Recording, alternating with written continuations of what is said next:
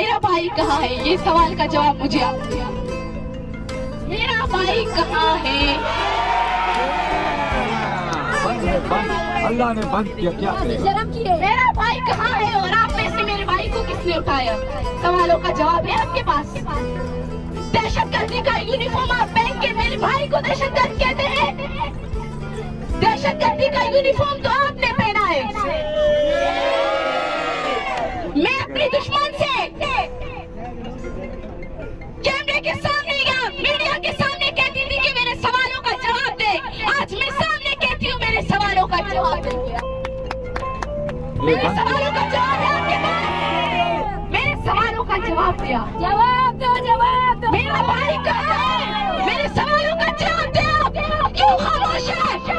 आप खुद को जो है पाकिस्तान के इनकार कहते हो, मैं आप जैसे लोगों को लाहौर कहती हूँ। कहाँ